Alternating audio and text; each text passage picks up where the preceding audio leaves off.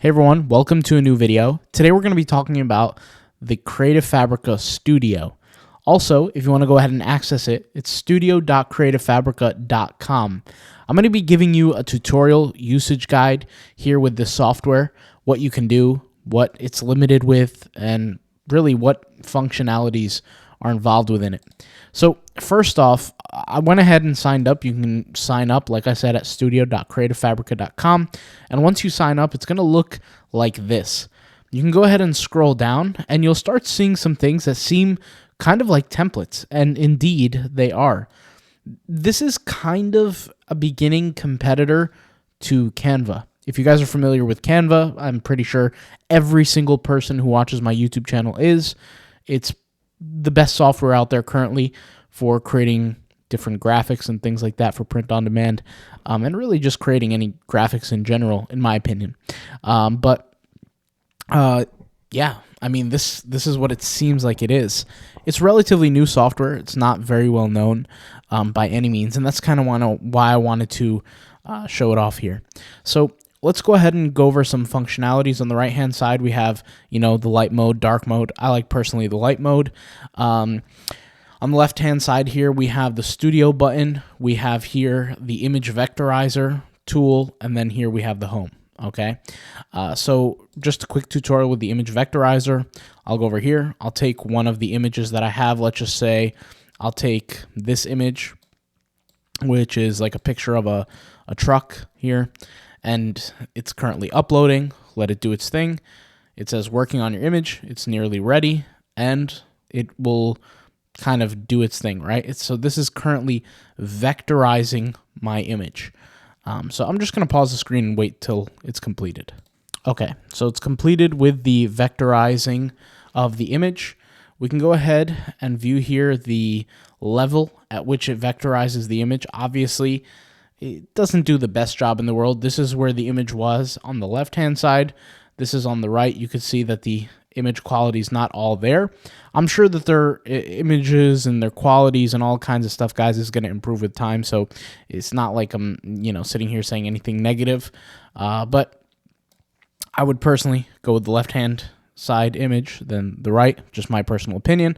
But you have here a few options, right? So you can click this little button here, which opens up these different functionalities.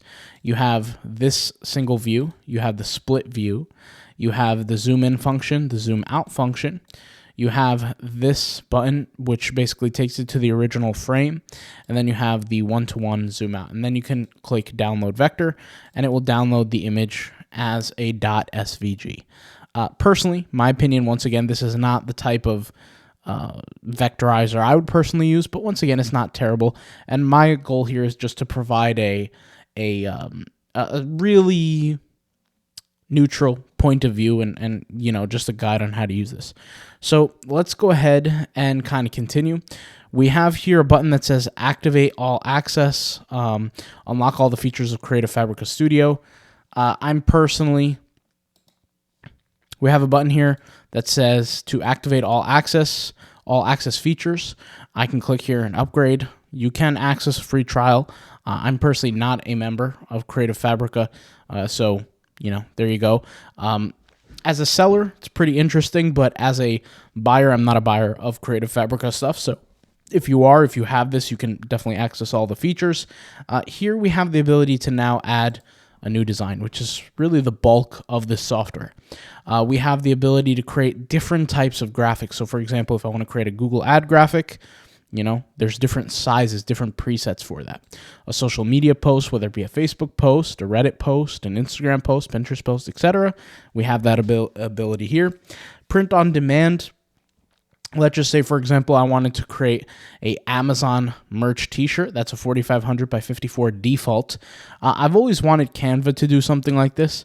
Like, I remember back in the day when I was creating merch by Amazon Designs, I wanted like this pre-built button where I could just click and it would be 4500 by 5400. But once again, that was years ago. So, but Creative Studio has that. Creative Fabrica Studio has that.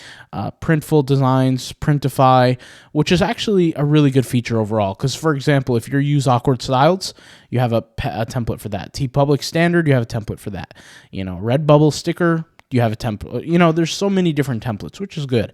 I'm going to go over here and just click on this Amazon merch when we go ahead and click create new design. Before I do, let's go ahead and click on some others. We have craft products, we have mugs, wraparound mug, kid books, recipe cards, water bottles, wine tumblers. These are, like I said, preset sizing templates so that when you hit create, it will have that same canvas size. Online/digital, Etsy cover shop, pretty cool. Google, classroom announce, email signature, GoFundMe, etc. All these kind of pre-built sizes for all kinds of different graphics. I can see with a lot of work to the software, they can really, really start pushing Canva in terms of the technology. But let's go ahead and click Amazon merch t-shirt. Let's go ahead and create new design, and let's see what we're capable of. So immediately you could see the frame, okay, which is that true 4500 by 5400 size. And let's go ahead and look here on the left-hand side. We have templates, we have Spark AI, we have graphics, we have text, we have elements, photos, background, patterns, uploads, draw, and help. Interesting. Let me go ahead and click the most simple one right now, which is help, which says, please try to write your question in one message. Use enter to quickly send your message to make a new paragraph. And this clearly seems like some sort of AI question. So if I say hello here, let's see what it will reply and say. And like I said, I think this is powered by AI, but I'm not 100% sure. And it says, hello, how can I assist you with Creative Fabrica Studio today? So yeah, there you go. This is probably, I could be wrong, but this is probably some sort of powered by AI help agent.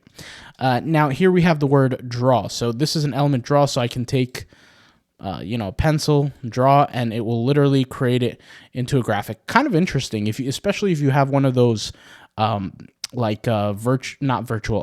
electronic pads with the pens, right? You could use this feature, draw, right? And you can kind of do some cool stuff with it, right? So, it's an option, right? So let's go ahead and hit Control Z in here and undo everything here. And so you can draw. You guys can see the features. You have a colored pencil, different markers here, eraser. You have the pointer, okay? And you have all these different options, right? So the thickness, you have a settings button, which controls brush size and transparency. And of course, you have different colors, all right? Upload. So here's where we can upload different files. We have 5 gigabytes as a max. This is, once again, I'm a free user on here. So 5 gigabytes as the max that I could upload. So for example, if I go over here and upload my graphic of the truck, right, that you guys just saw me upload, it says here, upload successful. The image is now uploaded. If I go ahead and click on it, there it is, okay? So there you go, all right? Here we have patterns.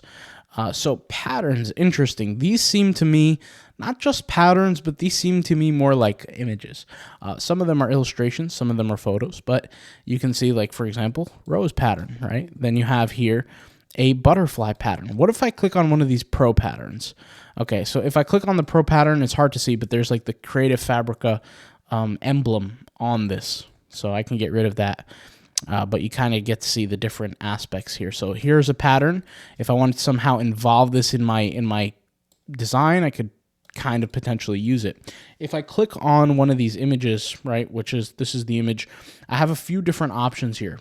So this is the alignment and layers button, which I can control the alignment here. So I could do a center align here, align left, align right, align up, align down, align center, in terms of up and down.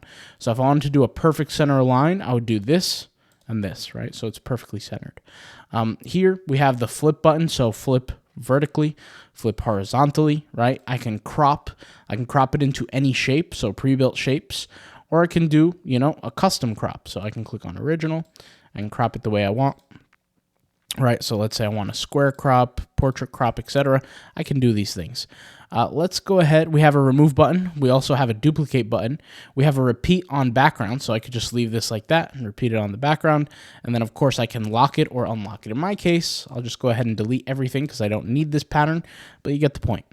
Here we have background. So once again, background is probably more beneficial not in a t-shirt design, but more in a, especially if the t-shirt is not all over print, but more in a graphic, social media graphic, something like that.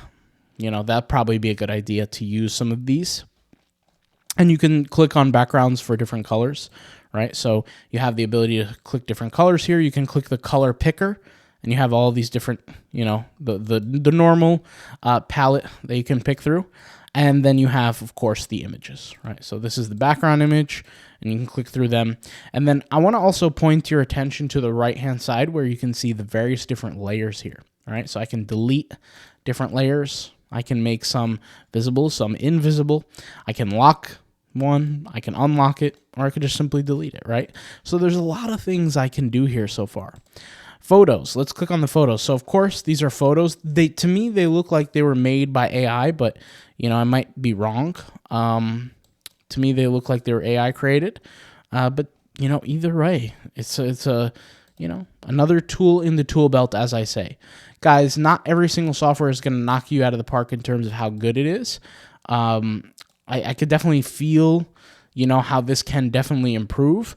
But hey, it's another tool in the tool belt. So it's another thing to use. It's another software to use to make you better at the end of the day with your business, right? So this is your elements section. So this is the exciting part. This is my favorite part personally.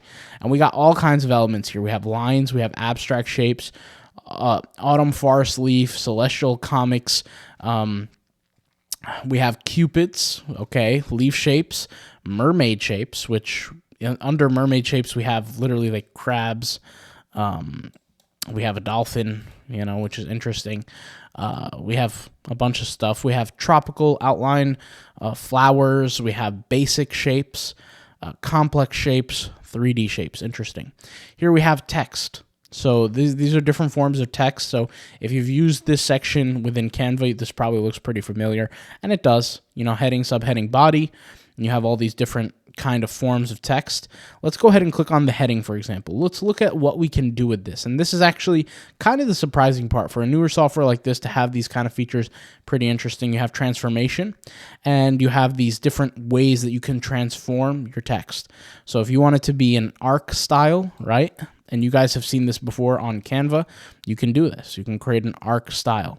If you want a flag style, boom, it's already done, pre-done for you. You want a rise, all kinds, squeeze, wave upper, all these kind of features. So they're there, we went through them. So that's good. And here's the align button. So center align, once again, align left, align right, align up, down, vertical, horizontal, etc. It's all there.